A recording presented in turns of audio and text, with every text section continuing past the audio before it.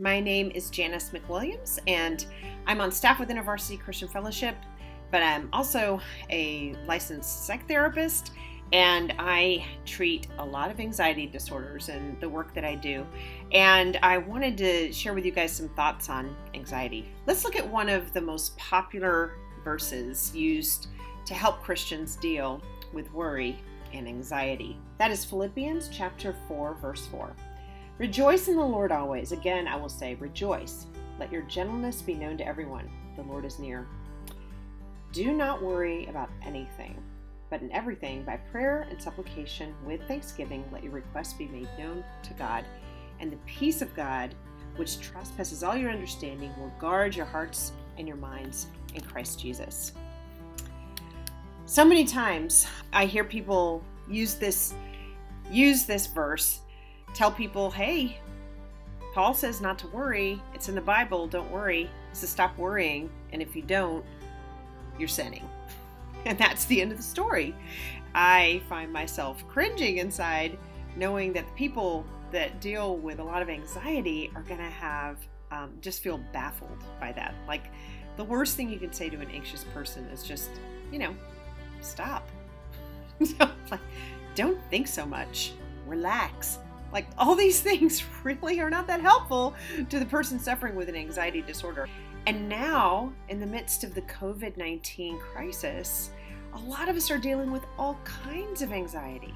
And this anxiety is causing us to bump up into a cognitive process in our minds that we call worry. And so when Paul said this, like, what did he mean? What was he trying to get at? And are we really culpable? Are we really sinners if we are indeed anxious and if we are indeed struggling with worry? I think that one thing that is very clear if you do a study of the entire book of Philippians is that he was writing to a church of people from prison, and his future was really uncertain. So he's trying to help them say, hey, I know you're worried about me.